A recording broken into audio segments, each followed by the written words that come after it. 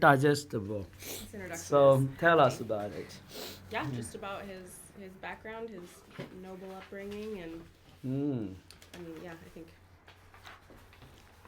just his growing up, his disapproval of, You of know the way we are that in people. session, am right? So Oh, okay. talk official this time. Okay. Officially, just his disdain for the way people were living their lives and making their choices, and Yeah. yeah. So, hey, look, guys, how long the introduction Like is? over 50 pages. 50 pages. So she skipped over it. Hence the skimming.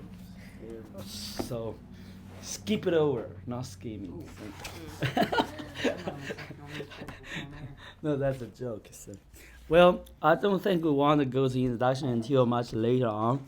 I want to give a little sample sessions about the real text. You can have some, taste about that. Let's move on with that. From the book. Anybody know where to get it? What are you talking Do what now? We continue with the session we started. So What section? that is before you guys came on board. Elijah, Noah, and I had been learning Confucius a little bit. So, am I right? Yeah, Confucius a little bit. Yeah. So we have discussed until 8th chapter actually. We just started 8th chapter from 1. Now, Noah, can you give me a little bit recap about the former chapters a little bit? I'll do my best. Yes. 111, nobody can do a real good job with the scattered topic all around. Yeah. So just recall some main point on use from you. So, yeah. Well, I think the previous 7 books or so have gone over some really important themes, very central to the kind of things that Confucius sought to exemplify in his own life, in his own actions, and the things that I think he taught to his own students and disciples. Those things being like reforming, in many ways, the vision one has of one's own life, and how in emphasizing the importance of relationships in the life as it relates to, say, I think we had discussed this last time, like between the teacher and the student, or the father and the son, or between brothers, or the master and the servant, and that there a is king is a subject. That's really started with that. And while I don't think he says this directly, he through many examples and through many circumstances that his disciples would sometimes bring to him and question him about, he really emphasizes the importance that these relationships play in the establishment and maintenance of a culture, one that is not, in a sense, fluid and easily influenced by outside ideas, but that there is a purpose, what is I think called the Confucian way, that is kind of underlying everything that occurs between relationships, whether it be something small like that between two brothers, or as it relates to like a larger picture of society as a whole, and a kingdom of people.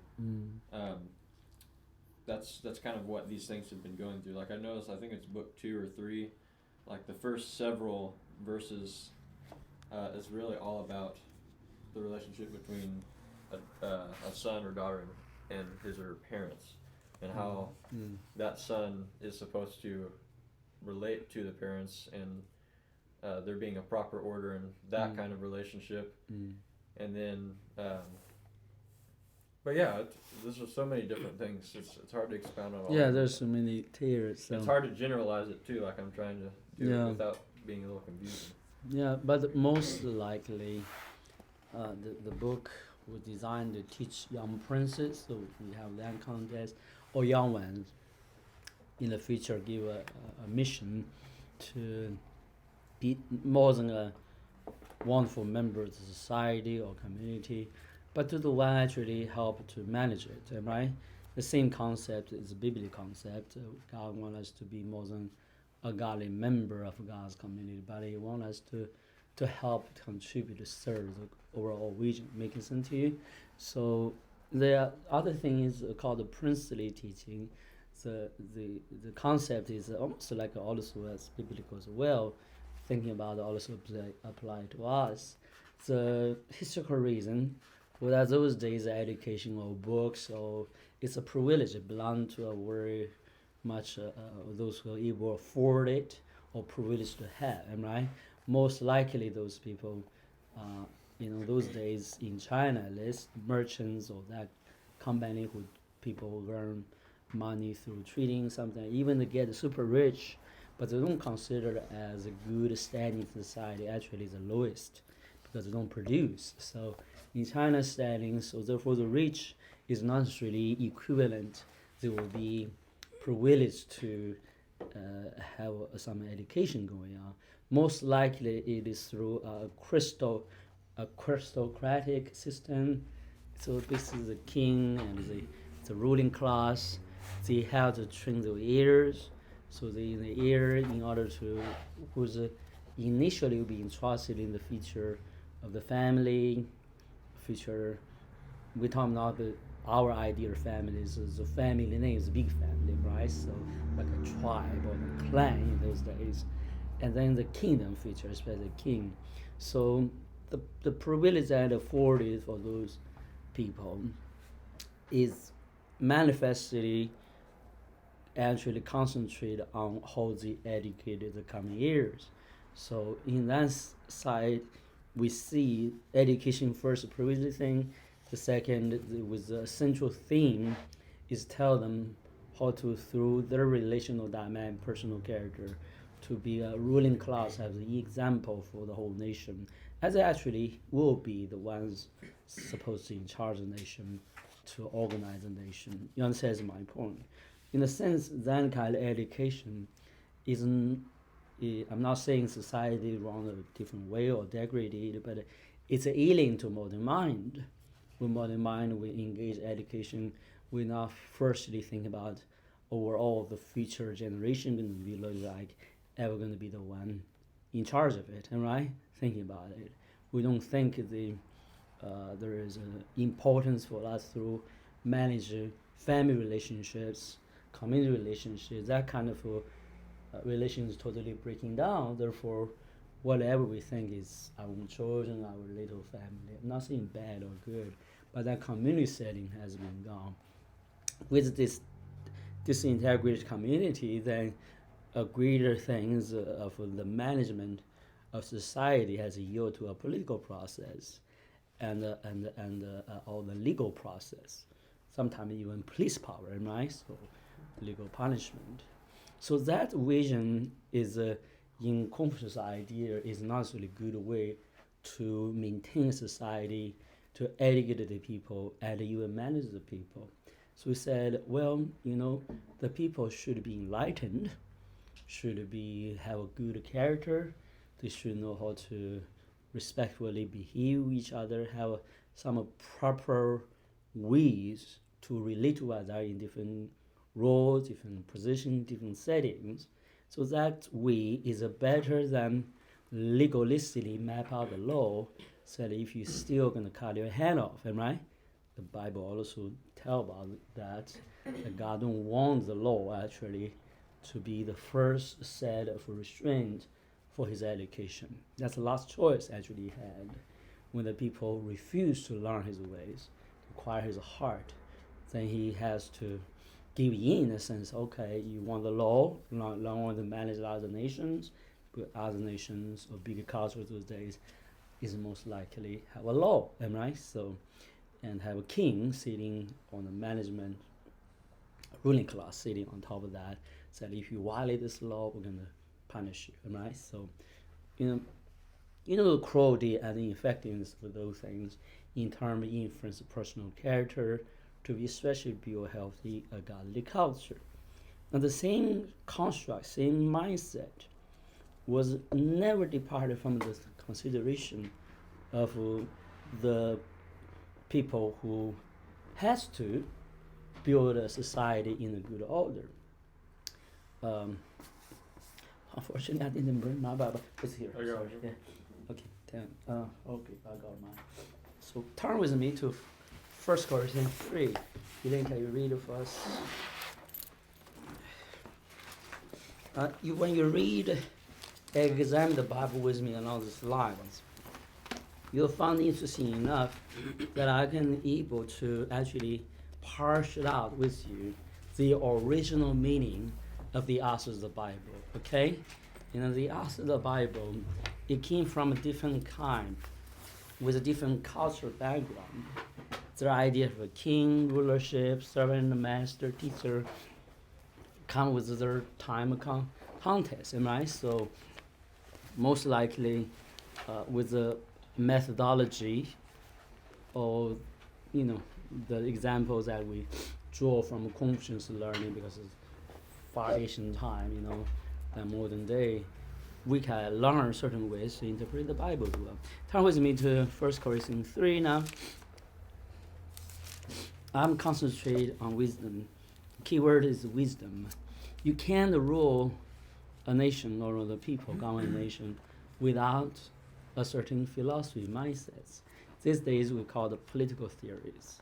We call it about diplomatic argument, whatever, we call it legal construct. Even the Constitution, as plain it is, we said that it cannot be changed, or even changed go through a very meticulous and legal process in a sense. But we still, different people, scholars, argue to death to give one another different interpretations of the same document with different interpretation. My point is that those things seems interesting, seems good. It happened in different nations as well. But the same kind of argument, the same kind of understanding can happen. It most likely is not the test that give you understanding. It's your vision of a nation.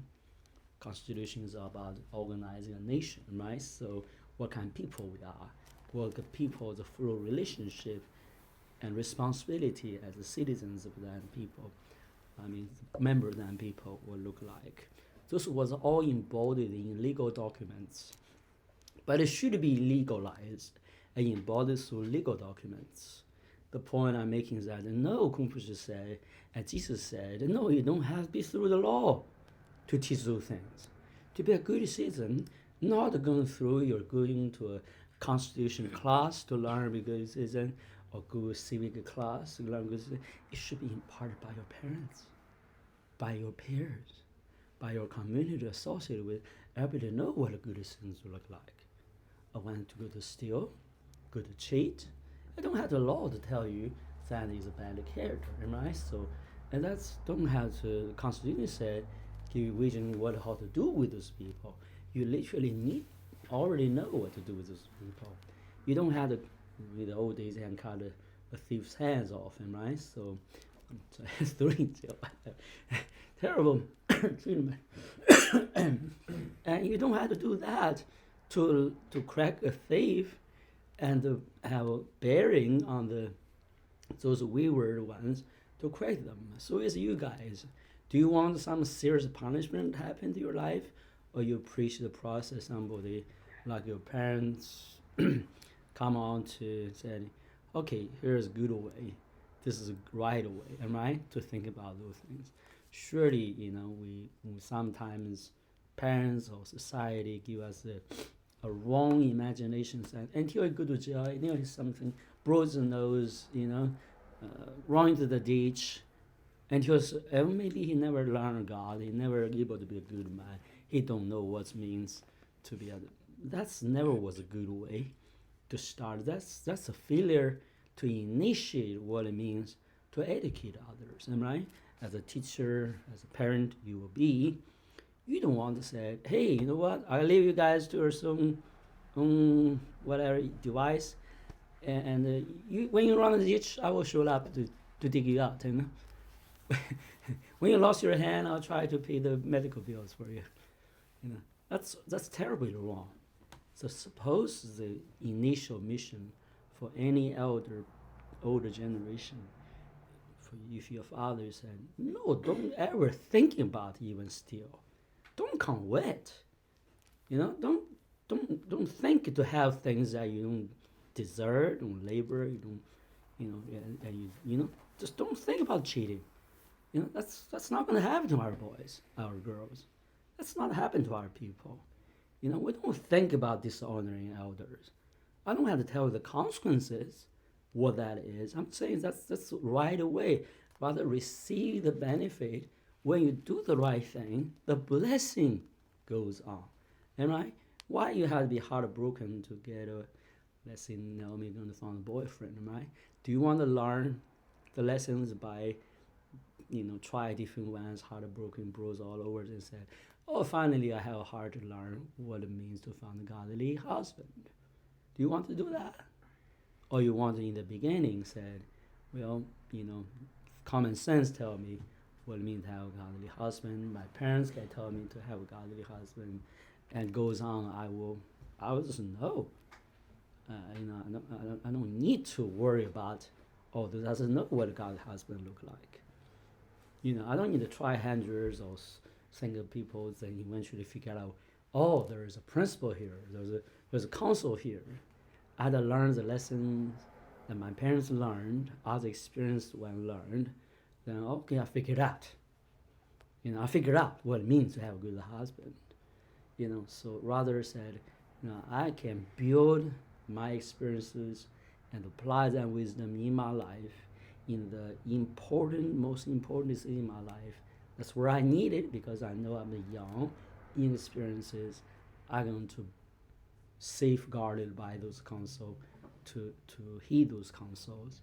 Now, in a sense, modern society, modern culture, almost give you this lend yourself independent spirit, almost like in the beginning. I don't know you guys. I just feel in the time I had with American culture, especially the spirit of the heart of young people. Unless I got it through my own experiences, I don't have to trust anybody. Am I right? I don't have to trust that. You can't tell me what to do. The truth of the matter, eventually life, if you're in hands gone, will tell you what the right thing. It's no different than others trying to impart to you. Now, just imagine this learning process for personal choices, important decisions, is so difficult to actually be practiced. Be practiced. Just imagine this applied to your own happiness. We're clear is concerning the rest of your life, you're happy or not. Whether your children can be happy or not. I'm not talking about, sorry, sensitive times, sensitive age, but that's a realistic something, right? So somebody has to talk to you about it. You have to learn something about it. You have to have open heart, willing heart to say there are good advice in this. Now move on.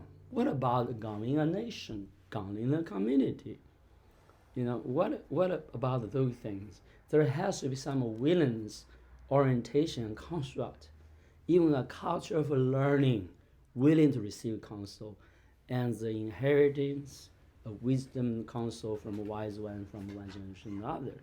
Now, unfortunately, today we parse that out, manage it out. Most time it is through unspoken, different kind of connotations.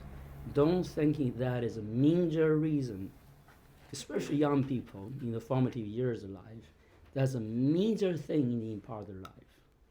We think math, sports, other talents is more important than these things. Elijah, would that be the case? The more people gifted, successful, say make a big name out of their success, the more their life is ruined, right? The more the relations are broken. They're good people. They're wonderful people. I remember saw the character. I'm not trying to preach, just to tell you the importance of the learning certain things in the word deserves the light, right? So this contest is something I introduced Noah, Elijah ahead of time. Continue to emphasize them. There is a reason why this topic can be beneficial to you, but it might be new to you guys. Okay, so this character called what is the best singer, sing the very beautiful, the black Talking about lady? Whitney Houston. Whitney Houston, yeah? I mean, she loved the Lord, right? Oh, okay. Yeah, she loved the Lord. The mother was a God-loving lady. That's we hear some story about her, And then she can't help to doing drugs or things in nature. And the culture she subscribed to was the industry of music and literally abuse her fame, her talents, right? A wonderful lady, very genial, very big heart lady. And then she died tragically, right?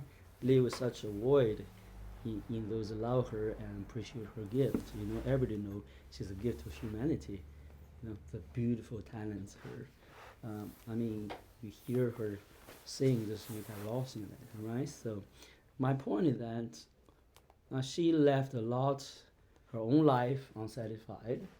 That's why she do what she did, right? So, which lead her distraction. She broken a lot of good hopes, like the mother, others give to her. She also feel missing the real passion and real purpose God give her a gift that give an impact to many all over the world and not anybody. And she just, presented wrong impact, wrong influence. That's in her own heart continue to be out her mouth that was challenge and frustration to her. Am I? So now, interesting enough, that's a success. I mean, Michael Jackson was another character, and why? What was he really successful? Do you want that life? The world is like a fly, try to go to it, right? Draw to it. But do you want that life? You don't feel fulfilled, void. You don't even know yourself in the day. You don't even care about who you are in the end. So then you live a lot of heartache. Then your gifts and your impact over the world is in the wrong vision, wrong direction. That means literally a misuse of their influence, right? So in the light, you're being controlled and being abused by others to present the wrong message of their talents. And I'm not saying this is to warn you anything. I mean, you have a choice. You have a choice to live a life that you know who you are, and then you develop relationships so solid, you have a legacy to pass on. And your legacy is not going to be just a few beautiful songs or some interesting stories. Your legacy going to be godliness. Your legacy going to be unspoken places. That's my point, so Elijah things were interested in this topic, so you hold up your hand and pray for us. Yes, Lord, I pray that you would continue to show this wisdom to us, Lord, and that we would have open hearts to learn it and Lord, look deeper into our own lives, Lord, as we are continually growing, Lord, in our wisdom of this world, our wisdom of you. Lord, I pray that we would not harden our hearts towards what we know is right.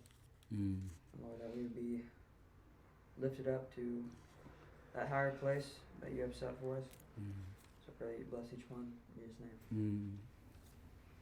Well, allow me to read in second chapter of 1 Corinthians, rather let Lynn read from 6 to 10. In chapter 2.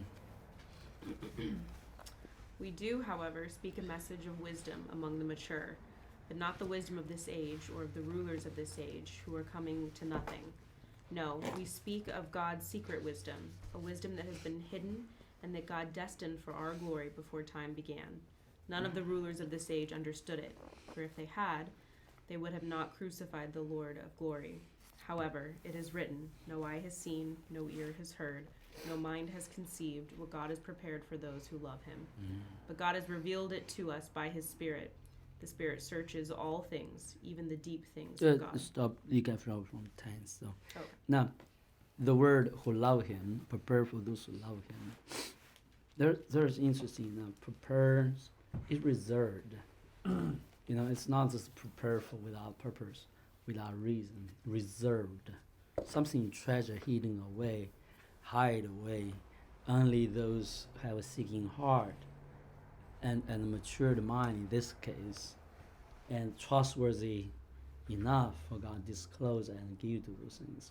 Making sense to you? So the second, love, those who love him, this word love has an essence to means to worship and to honor and to serve. So this is the same notion Jesus said, those who honor me, God will honor, and the Father going to honor him. Am I right? So you honor God, God going to honor you. So the mutual honor. I try to give the word called honor. You guys write a SC, your name is absent to that. But when God's culture is an honor system. It's not based on fear of punishment. Okay, you done something wrong, I'm going to punish you. So that's what he's like subscribed to, the acting, continuing on their sinful nature or rebellious nature, rather than turn to God and say, I appreciate your way, I want the blessing, let me learn more for you, and then receive me as a son, you being my father. That's kind of hard. So when God is totally disappointed by their reaction to his correction, to his leadings, he said, okay, you guys want this way? Okay, I will give you the law. I'll give you the punishment, the terms of punishment, the terms of blessings. So God has the Spirit tell you, whatever you do will be blessed, what you do will be punished. Now, it's like a parent knowing you are a godly father or godly teacher, or whoever, even being a good man, just want to bless somebody. A dog you raised up.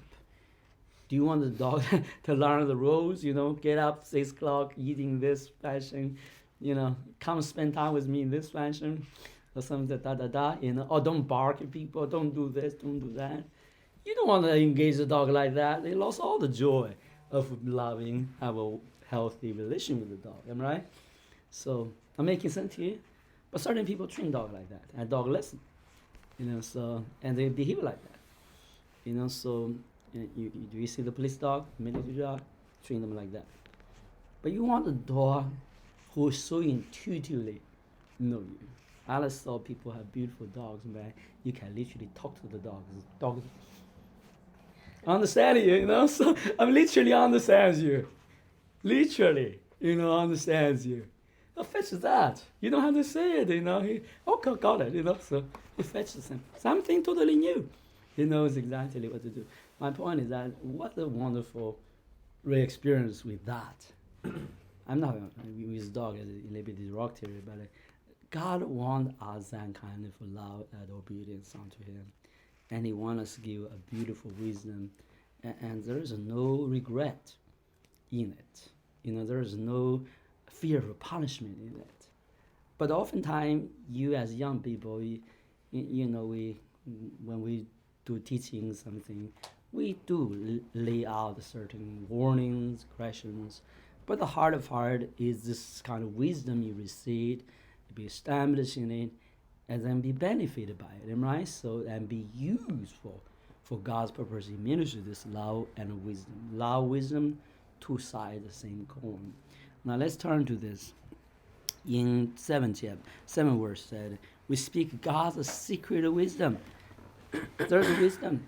So God has a secret hidden wisdom. Then you look at the verse before that, the latter part.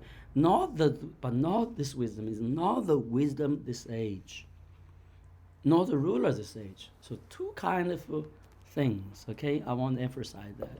Naomi, is that making sense to you? You have a physical. You want to learn chemistry, you want the physics, the math, the scientists, whatever knowledge, or other knowledges maybe out there in this world. On those are wisdoms, those definitely are wisdoms. So like Newton is a God-loving man. He learned all the scientific things because he believes through science he can know God, approach God. And what's true maybe for him, as his way of approaching God. But if we think we know all the science, understand the mystery of creation and everything, all the secret of creation, this visible world, we think then we know God's mind, like Einstein's mind said, the creator God, then we are totally mistaken. Because the wisdom was not this age, it's the cosmos. This make-up of time and space in our existence. So then the ruler decision, the second part, and it is not scientific language, it's compatible and useful, but the ruler of this age, talking about the ministry of justice, ministry of laws, or philosophers, philosophies, governance, what is right or wrong? Is that is a crime or not? Is that marriage between a woman and a man is a good thing, or maybe same sex is a bad thing or a good thing? You know, is that applicable? You know, is other things, is right or wrong? We know those kind of standard shift. It's not because the Bible, it's society shift. Am I do I suppose to have a slave or not? Is a slave a good thing or not? Christians against slaves, am I? So, anti-slave movement was called anti-what? Abolitionist. Yeah, abolitionists. So that drives the civil rights movement. But we also understand this moral value shift, change. But eventually you have to have some standard and some wisdom to tell you about it, am I? So those are two kind of wisdom I try to impart to you to tell you. And the second part of wisdom is a ruler of this age. You don't be a ruler until you have a governing position, a position to organize society, organize people together. But that's the wisdom the Lord wants to impart. So we always think God has given us to be a good man, a sinless man. But the point of what I try to tell you, that's not be. God wants us to go beyond that. He give us the age to come for entrustment, am I? He said even angels are not capable to receive this inheritance. Now try to tell you to continue to narrow it down. That the wisdom and the approach of the wisdom God in terms talking relational dynamics, relationships in different settings, learn wisdom applicable is not alien concept of the Bible. The whole thing is about unlock how to read the Bible part of it. In Kunz's teaching, for example, he said the ghost of the law, using the fear of punishment to try to bring order to the nation. That's the last resort for the ruler. Okay, the best is to give a culture, build a system, a convention for honor to people. Sometimes you can see me a little bit upset. You walk about, hey, you young people, don't tell your parents like that in that tune. Argue with them. It's okay to confront them with misunderstandings or even their mistakes, but come to them not in a way that sounds overtly dishonorable and out of occasion. Don't you want to rebuke your parents? Who told you to rebuke your parents? Who told you to argue with your parents? The reason is not this you in a behavioral way unwise. It's also very damaging in a long-term relationship with your parents. They just can't settle with a child, continue to do that with them. Nobody can. Nobody can talk solidly with a child continue being temperament, unrestrained, as if love expressed. I'll just let you whatever you want to be in the moment. What kind of parents is that? What kind of child is that? So you want the child able to sort it out, to solidly sit down with, or parents to sit down with you as well. When you make mistakes, hey, I got a problem with that. This say that. I think father, you misunderstand me. Or mother, I don't think that decision is suitable. Let me explain why I think like that. And they can agree with you, not agree with you, but with a yield, respectful heart, right? So you understand my point, But we are not taught like that in our generation. Therefore, people like me from outside culture or things, when I say, wow, certain people just threw a temper, threw a tantrum in a public setting, in a group setting, and never apologize. I think that's a right. Okay, I don't feel like it. I slammed the door. I overrun the whole thing and contaminate and destroy the whole fellowship. You know, that's my point. Everybody feel from that is scarred, disconcerted, and never able to have peace, joy to come sit down together. We're all in the back and say, you know what? I better not talk and teach straightforward, because somebody can rise up as a blurt it out and spoil the whole thing. And this is going to offend somebody. This is going to cause trouble for me. This is going to turn a relationship and fracture relationship for me. Well, I better shut my mouth. Better not do anything. Better just simmer down, compromise, speaking kind word to people. The Bible in the end said the people were so incapable to handle honorable, right or healthy relationships. The word is what? Teaching or relationships. They will want people only tingle their ear, only speak kind word to you, encouraging word to you.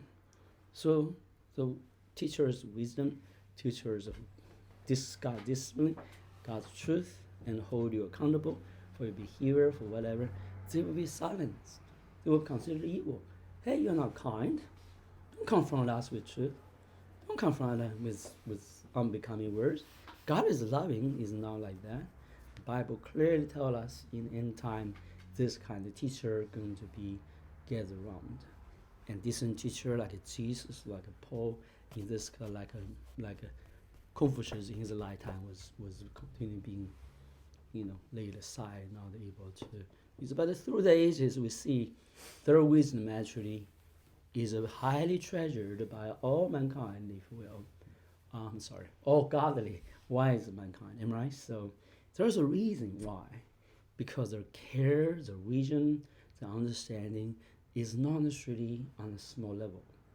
It's not on a personal fulfillment level. It's not just for your own benefits. They have a generation, almost like a vision from above. I can tell you the truth. And for generations, generation after generation, and produce not a dishonorable people or unwise people, produce wise and honorable people.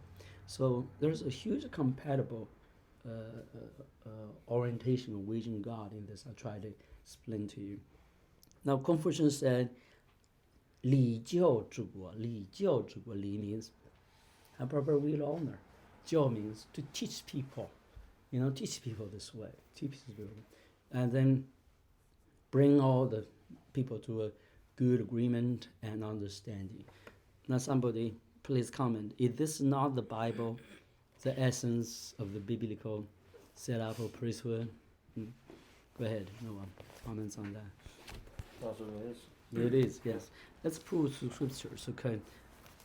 I try to continue further the introduction section to tell you why we teach what we teach. It's important because there's barriers between still today's mind said, oh, that's the Chinese stuff. Oh, that's non-biblical stuff, am I right? Oh, you just spend the time try to learn a book. I try to in a sense, to prepare your mind for agreement that this teaching, this discussion may be beyond that, Maybe it's very helpful for you to use it as a benefit for you to correct the illness of the day's useful culture, the popular culture, where Western society is. Bring to a better appreciation what God teaching and try to let us exercise in the Bible as well. I remember the early days I invented a word. Hope someday you guys can rise up, write a book for it, okay? You have a book for EQ. You have a book for IQ, am I right? For what does IQ stand for? Intelligence. Intelligent, what? Quotient? I'm not sure. I have no idea. So IQ, test whether you're intelligent or not. Then EQ, test whether you're emotional health or not, whatever, So I invented one called RQ. You know what it stands for? No? Okay. Go ahead. Relational. Relational, you see? How you think about relationships? And tell me, the most successful people, most godly people, they go out in their life and they teach people. They receive understandings.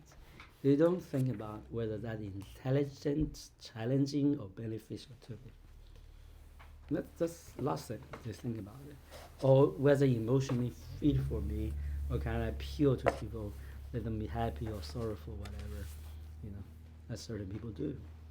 As most preachers do today. It's a play around people's emotions. Sorry to see that. But few people is interested, even as a minister of God's people, to develop godly relationships. They don't know how to handle their children. I mean, they don't handle their wife right. They don't have their congregation relation. They don't have relations. The most is borderlines in whatever they think should be done in their undertaking for life. Am I right?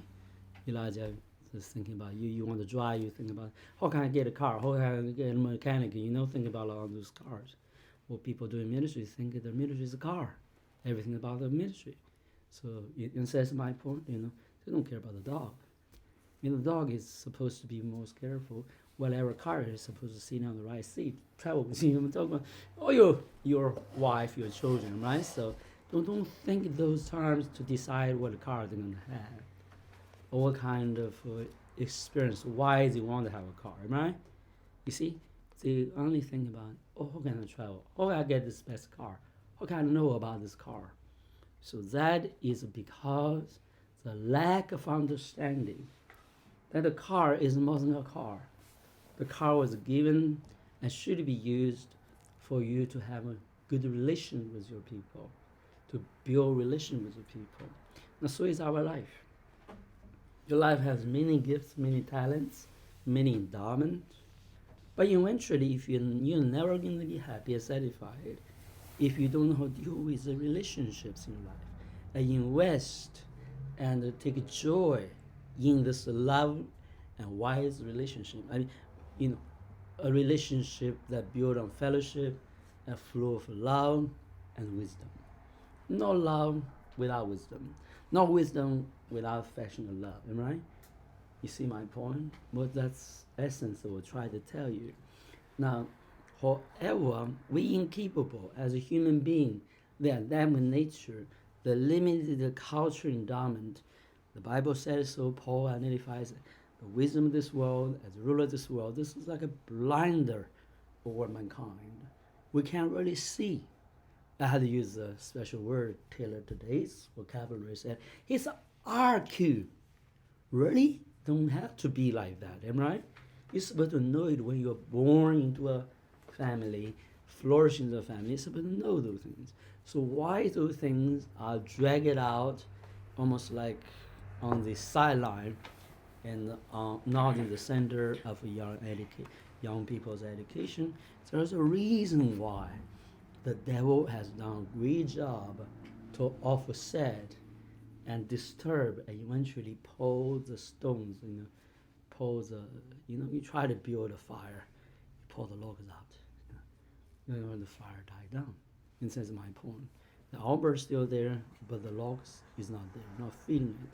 So is in family education, in the culture modern day. There is a continually receding from a godly construct, that principle for the build culture. We have subscribed to a wrong way of culture. The Bible prophesied called the Sons of Zion, or culture Zion, and Sons of Grace. So the culture was a Greek kind of wisdom, humanistic wisdom. Okay, and I know I can drag along today more and more talking about it, but you can find in Asian construct, Asian wisdoms, that God has different vision. Different vision. Now, let's talk about a little bit why relational. What called QRQ, okay, is important. Now we want to comment on it. Give you some comment on it. The three of them: IQ, intelligence, emotion, and relation. What that impact over you? when talk about those kind of terms, think about it. Have you think about those things at all? Not too much, I don't think. You heard IQ or Yeah, I've heard it before. EQ? What about EQ? Have you heard it before, EQ? EQ? No. No, okay. I actually never heard that one. Most of the understanding those two has to do with the personal fulfillment. Only RQ, as I introduced, begin to go beyond your personal. Has to do with other people. It's interesting enough, most of the wise people always are thinking go beyond themselves, what it means. So therefore, when you hear teachings, when they start with IQ or EQ, they already lost their direction. So when you find teachers, let's see, begin to tell you relational impartations, tell you how to treat your mother, how to treat your mother. Do you want to love the dog because animalists actually said you should love animals? That's ridiculous. Animal rights, that's ridiculous. But people do that because I'm the part of this movement, right? So you want to love the dog because you love the dog. You respect life. You treasure the existence. You don't violate the natural orders, laws, and appropriate balance of treating your existence. Respect the things that blesses you and out there also have the right existence, the freedom need to be honored. Making sense to respect life.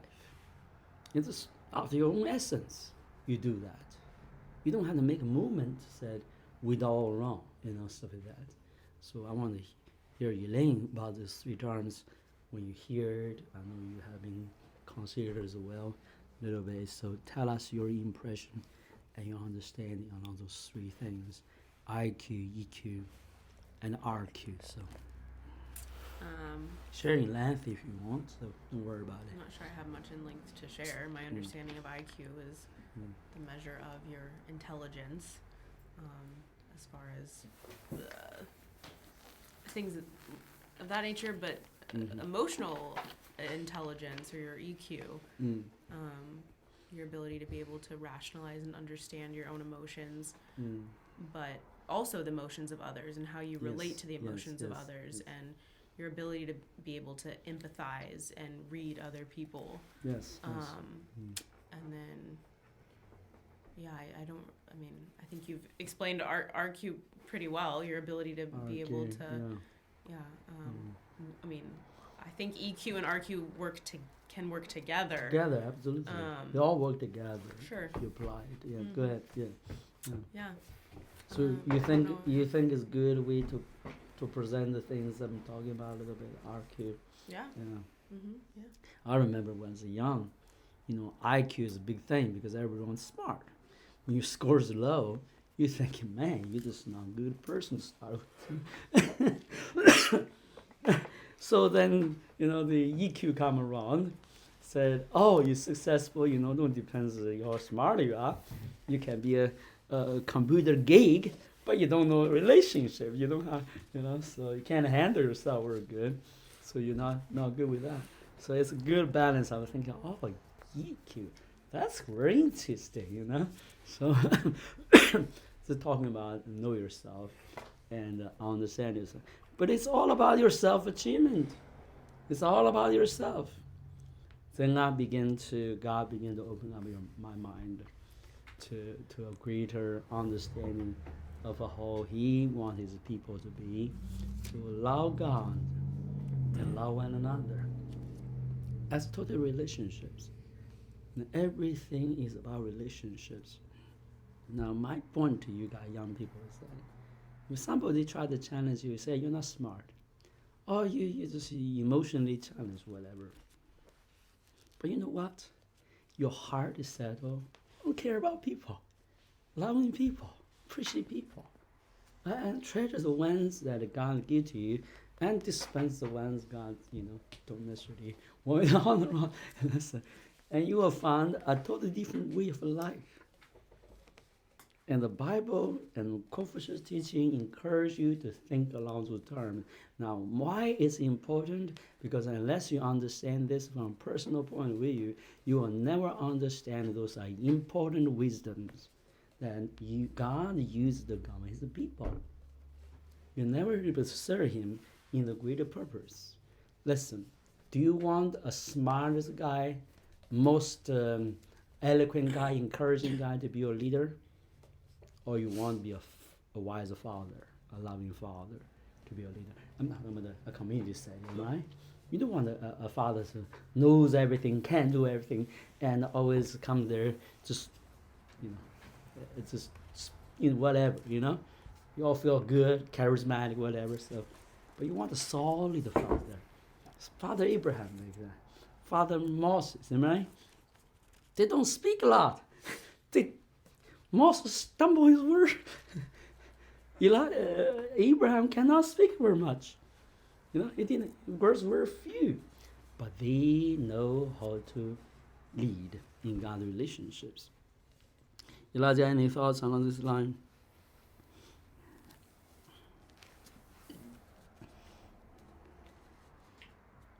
Nothing too specific. No. To challenge you guys? No, I just. Okay. I understand what you're saying though. You understand what I'm saying? Okay. Specific though. Okay. So, Noah, you sum it up, and before we move on. Is there something specific you want me to comment on? Yeah, those three things. What the impact on you? What are you understanding about? I'm gonna spare Esther. You're still young, so I'm gonna spare you for a while. Okay. And engage some discussion for you. You have thoughts? Feel free to offer. Okay. So yeah, go ahead.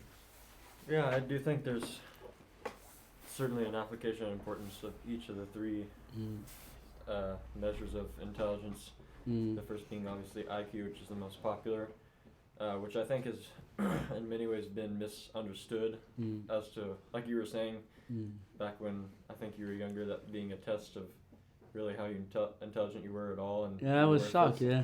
Yeah. Yeah. It reminds me of a really funny thing. I saw a short clip of someone that was having a discussion with Stephen Hawking, actually. Oh, okay. So the guy that was interviewing him was talking about IQ and how renowned it is and how it is certainly the best measure of intelligence of a person. And he wanted Stephen Hawking to comment on it, and Stephen Hawking was sitting there like the way he is, all kind of twisted up a little bit, and he just, "You're an idiot." Seriously? He was trying to it made me laugh so hard. That is all a he huge said. yeah. Just like an interviewer. Because he had a completely false understanding of what intelligence actually was. Oh wow. Coming from just imagine being called an idiot by someone who's considered to be one of the greatest minds in the 20th century. 21st century. Yeah. Anyways, I think like Elaine was saying that EQ actually has a lot of similarities to RQ too, because relational intelligence does have to do in some ways with recognition of one's own emotions and those of others too.